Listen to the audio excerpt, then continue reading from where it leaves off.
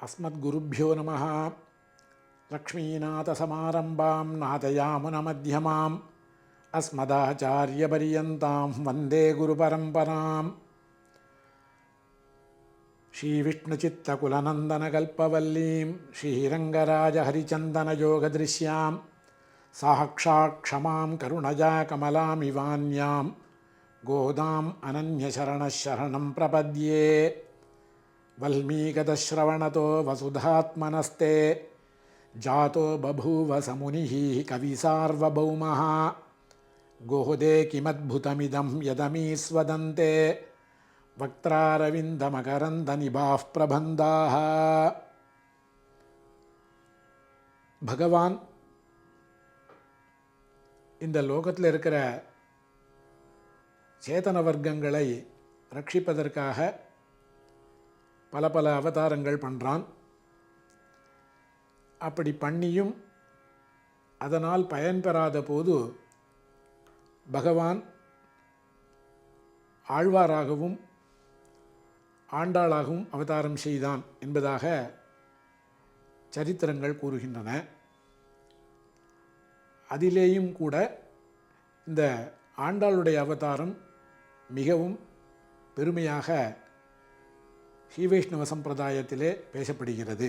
இந்த ஆண்டாள் அருளி செய்த கிரந்தங்கள் இரண்டு, ஒன்று திருப்பாவை, மற்றொன்று நாச்சியார் திருமொழி என்பதாக.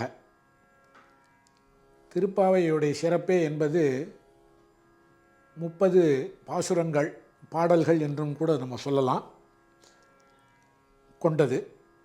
30 பாடல்களிலேயும் பக்தி எப்படி பகவானிடத்திலே பண்ண வேண்டும் என்பதை பற்றி ஆண்டாள் இங்கே பறக்க பேசுகின்றாள். அப்படி பேசும்பொழுது தன்னை ஆயர்பாடியிலே இருக்கக்கூடிய ஒரு பெண்ணாக நினைத்து கொண்டு இந்த 30 பாசுரங்களையும் ஆண்டாள் பாடுவதாக பூர்வாச்சாரியர்கள் கருத்து கூறுகின்றனர். அதனாலே தான் இந்த திருப்பாவை 30 தப்பாமே என்கிறாள் ஆண்டாள். பெரியவர்கள் சொல்லச்சே சங்கத்தமிழ் மாலை 30 தப்பாமே, கோதை தமிழ் ஐயைந்தும் ஐந்தும் அறியாத மானிடரை வையம் சுமப்பதும் வம்பு என்பதாக சொல்லுகிறார்கள். 4000 பாசுரங்கள் இருக்கின்றன வைஷ்ணவ சம்பிரதாயத்திலே. அந்த 4000 பாசுரங்களையும் தெரியாதவர்கள் கோதை தமிழ் ஐயைந்தும் ஐந்தும், திருப்பாவையில் இருக்கக்கூடியதான அந்த 30 பாசுரங்களாவது தெரிந்திருந்தால் நல்லது என்பதாக பெரியோர்கள், அப்படி தெரியாதவர்களை இந்த வையம் சுமப்பதும் வம்பு என்பதாக சொல்லுகிறார்கள். ஹ்ரீஷ்சதே லக்ஷ்மீஷ்சபத்ஞௌஹு என்பதாக எம்பெருமானுடைய பிராட்டிமார்கள் 3 பேர், திருமகள், மண்மகள், நீளை என்பதாக சொல்லுகிறார்கள். இதிலே பூமி பிராட்டியுடைய அம்சம், மண்மகள் என்று சொல்லக்கூடிய பூமி தேவியினுடைய அம்சமாக இந்த ஆண்டாள் ஸ்ரீவில்லிபுத்தூரிலே ஒரு ஆடி மாதத்திலே பூர நட்சத்திரத்தன்று அவதாரம் செய்கிறாள். அவதாரம் என்றால் ஒருவருக்கு பிறக்காமல் தானாகவே தோன்றுவது என்பதாக. அப்படி பெரியாழ்வார் என்று சொல்லக்கூடிய விஷ்ணு சித்தருடைய மகளாக ஆண்டாள் இங்கே அவதாரம் செய்கிறாள். விஷ்ணு சித்தர் அவரை, அந்த குழந்தையை ரொம்ப அத்தியுதமாக வளர்த்து வருகிறார். கண்ணனுடைய வைபவங்கள், லீலைகளை எல்லாம் சொல்லி வளர்த்து வந்ததனாலேயே ஆண்டாளுக்கு எம்பெருமானிடத்திலே சிறுபிராயம் கொண்டே மிகப்பெரியதான ஒரு பக்தி ஈடுபாடுடன் வளர்ந்து வருகிறாள். அதனாலே இப்போ இங்கே ஆண்டாள் பகவானை அடைய வேண்டும் என்பதாகத்தானே தான் நினைத்து கொண்டிருக்கிறாள். அப்படி இருக்கும் பொழுது பகவானை அடைவதற்கு என்ன வழி என்று இவள் தன்னுடைய தந்தையான பெரியாழ்வாரை கேட்கப் போக, பெரியாழ்வார் ஸ்ரீமத் பாகவதத்திலே அந்த கோபி கன்னிகைகள் கிருஷ்ணனான பகவானை அடைவதற்காக ஒரு நோன்பு நோக்கிறார்கள். அந்த நோன்பு நோற்றால் எம்பெருமானை அடையலாம் என்பதாக அவர் அந்த கதையிலே வரக்கூடிய விஷயங்களை சொல்லுகிறார். அதை மனதிலே நினைத்து கொண்டு தானும் ஒரு நோன்பு நோக்க வேண்டும் என்பதாக பாவை நோன்பு என்பதாக ஒரு நோன்பை நோற்று எம்பெருமானை அடைய வேண்டும் என்பதாக அதனுடைய வெளிப்பாடு தான் இந்த நாம் தற்பொழுது அனுபவிக்க இருக்கக்கூடியதான இந்த திருப்பாவை.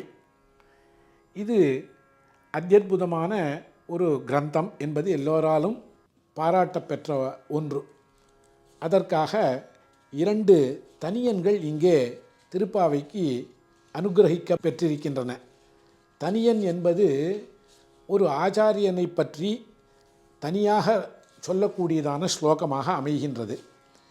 இப்படி இந்த திருப்பாவைக்கு ஒரு வடமொழியிலே ஒரு தனியனும் தமிழிலே 2 தனியன்களும் இருக்கின்றன. வடமொழி தனியன் என்பது கூரத்தாழ்வாருடைய குமாரரான பராசர பட்டர் என்பவரால் அனுகிரகிக்கப்பட்டது. மற்ற 2 தமிழ் தனியன்களும் உய்யக்கொண்டார் என்பவரால் அனுகிரகிக்கப்பட்ட ஒரு 2 தனியன்களாகும். அந்த வகையிலே திருப்பாவையை நாம் அனுபவிப்பதற்கு முன்பாக நாம் இந்த தனியன்களை நாம் அனுபவிக்க வேண்டும்.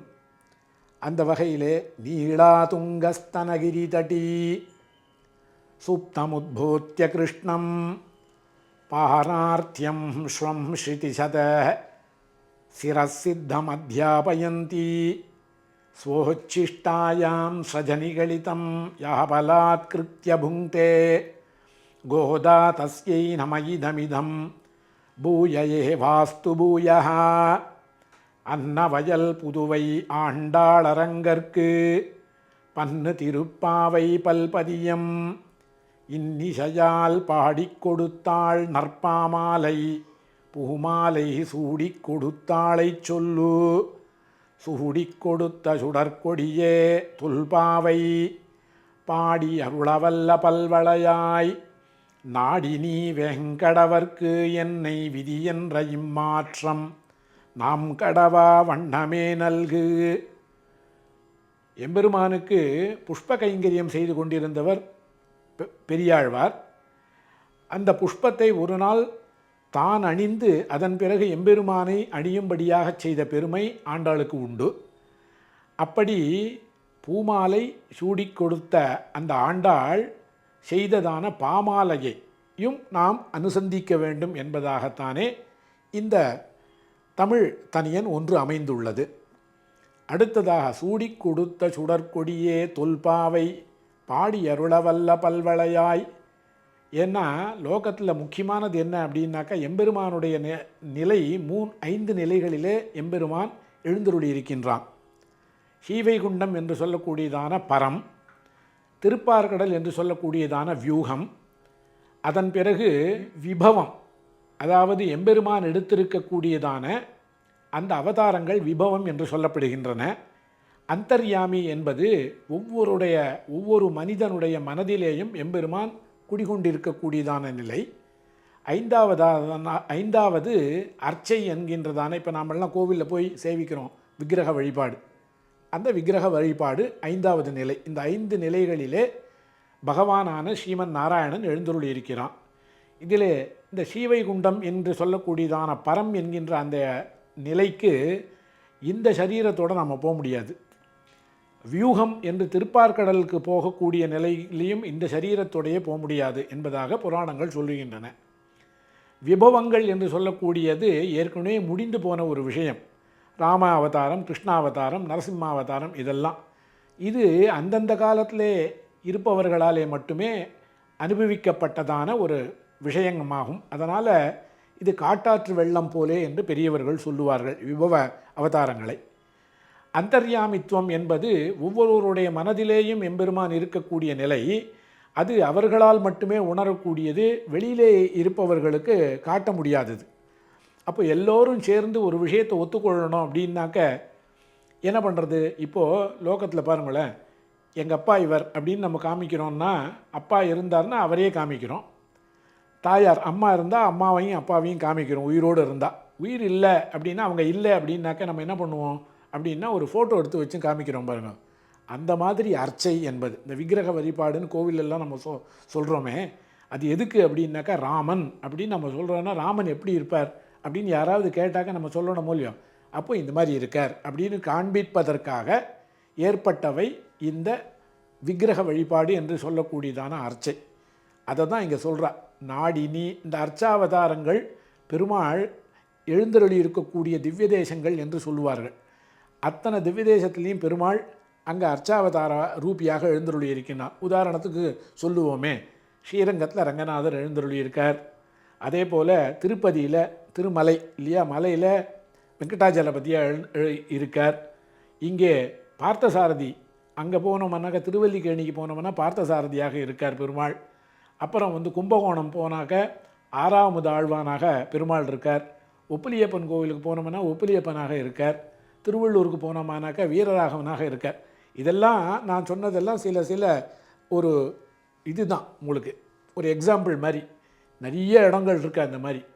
அத்தனை இடத்துலையும் போய் பெருமாளை ஏன் நாம் சேவிக்கிறோன்னா, ஒரு இடத்துலேயும் பெருமாள் எப்படி எழுந்தருளி இருக்கிறான் என்பதை நாம் போய் பார்க்கணும் அப்படிங்கிறதுக்கோசரம் தான் இதில் சில விஷயங்களை உங்களுக்கு ஒரு உதாரணமாக நான் சொன்னேன். அந்த மாதிரி இவ என்ன சொல்கிறா, நாடினி வெங்கடவர்க்கு என்னை விதி. அப்போது அந்த எம்பெருமான இடத்துல போய் சேவித்தோமானா என்ன ஆகுது, இந்த அர்ச்சாமூர்த்தியை போய் சேவித்தோமானா நமக்கு ஒரு பக்தி ஏற்படுகிறது. ஏன்னா பக்தி ஏற்படுறதுக்கோசரம் தான் பெருமாள் இந்த அர்ச்சாவதாரத்திலே எழுந்தருளி இருக்கான். எவன் ஒருவனுக்கு அர்ச்சை இடத்திலே பக்தி இல்லையோ அவனுக்கு மோட்சம் சித்திக்காது என்பதாக வைணவ பெரியாரான சுவாமி நிகமாந்த மகாதேசிகன் சொல்கிறார். அந்த மாதிரி இந்த அர்ச்சையின் கோவிலில் போய் சேவிச்சோன்னா ஒரு பகவத் பக்தி ஏற்படணும் நமக்கு. அப்படிப்பட்டதான பகவானான அந்த நாடினி வெங்கடவர்க்கு என்னை விதி என்ற வேங்கடவன்னா யார் அப்படின்னா, சாட்சாத்து திருப்பதியில் எழுந்தருளி இருக்கக்கூடியதான ஸ்ரீனிவாசன் மலையில் இருக்காரோ இல்லையோ, அந்த பெருமாளிடத்திலே என்னை விதி என்ற இம்மாற்றம் ஆண்டாள் என்னை அவனிடத்திலே கொண்டு சேர்ப்பிக்க வேண்டும் என்று சொன்னாலே, அதை நாம் கடவா வண்ணமே நல்கு. இதுவரைக்கும் ஆண்டாள் சொன்னான் என்ன எம்பெருமானிடத்திலேயே கொண்டு போய் சேர்க்கணும் என்ன, அதை நாம் கடவா வண்ணமே நல்கு, நாமும் அதை கடக்காதபடியான எண்ணத்தை நமக்கு அருள வேண்டும் என்பதாக இந்த தனியனிலே உய்யக்கொண்டார் ஆண்டாளை முன்னிட்டு கொண்டு பிரார்த்திக்கிறார். இதுதான் நமக்கு அடிப்படையான விஷயம் திருப்பாவையிலே.